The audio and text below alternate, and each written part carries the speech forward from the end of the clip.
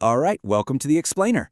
Today we're diving into some incredibly insightful source material on a topic that, let's be honest, hits pretty close to home for so many of us with birds: solving parrot behavior problems. Our whole goal in this session is to transform our often frustrating relationships with our parrots into truly empowered, cooperative partnerships. We're going to really dig into the science of behavior, specifically focusing on positive reinforcement, so we can understand exactly why our birds do what they do, and more importantly, how we can help them make better choices. So, let me ask you a question. Does your relationship with your bird ever just feel, well, bankrupt? If you're dealing with constant biting, sudden lunging, or that relentless ear-piercing screaming, you are absolutely not alone. The source material we're looking at today introduces this incredibly powerful metaphor for this exact dynamic, and it calls it the trust account. I want you to think of your relationship with your parent as a literal bank account. When you start seeing major behavior problems, it's usually a giant red flag that this account has been completely overdrawn. Think about it like this. Every single interaction you have with your parrot is a financial transaction. We make deposits into that trust account one positive interaction at a time. This looks like using positive reinforcement, offering your bird actual autonomous choices, and providing rewards they actually want. Withdrawals, on the flip side, are the negative interactions. These are things like using force, making threats, relying on punishment, or, and this is a big one, prying a bird's toes off a perch while totally ignoring their protests. Even the small, accidental withdrawals really add up. If you take out more than you put in, you bankrupt the relationship. And that is exactly where severe behavior problems take root. Now, we usually talk about trust as this warm, fuzzy feeling. But from the parrot's perspective, trust is actually an action.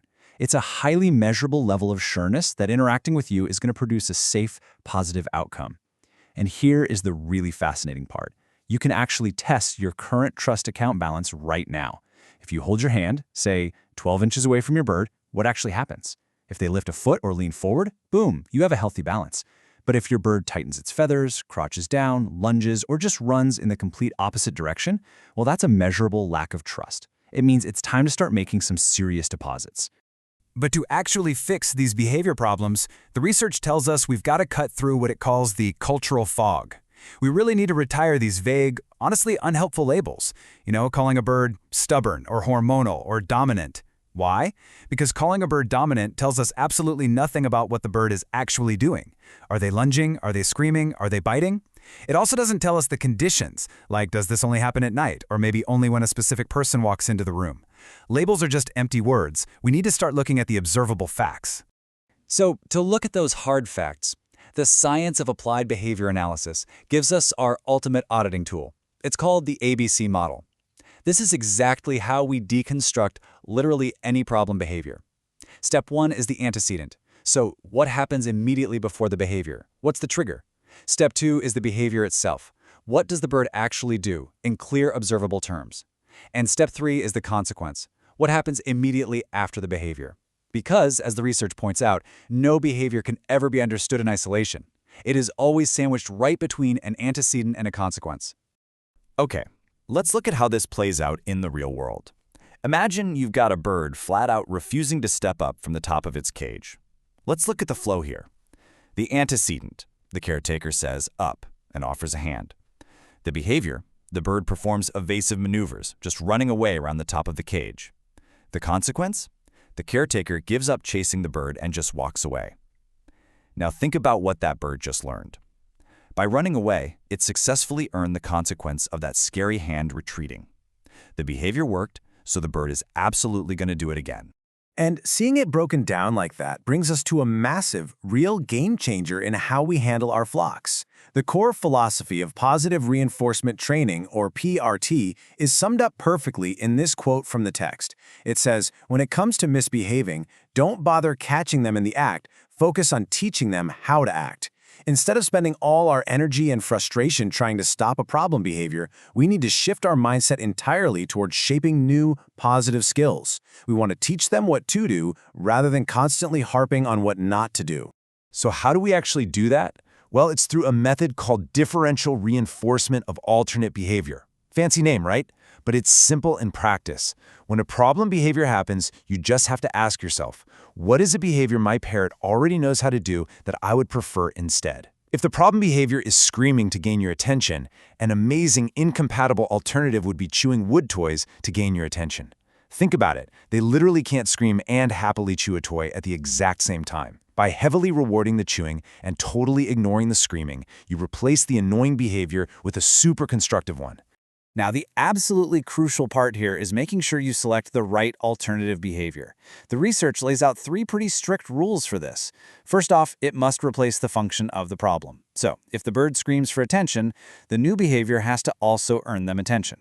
Second, and this is driven by a concept called the matching law, the new behavior must produce even more reinforcement than the problem behavior did. If given a choice, animals are always going to pick the behavior that gets them the biggest reward. And third, it needs to be a behavior the bird already knows how to do, so they can easily choose it in that split-second moment of frustration. You know, thinking about all these tiny interactions, there's a quote from the source material that really stuck with me. It says, "I think of behavior like a stone tossed into calm waters." It's just a beautiful reminder that every consequence we provide, every single time we react to a scream, every time we force a step up, or every time we offer a treat, it ripples outward. This performance feedback revision loop is constantly shaping our parrot's future choices.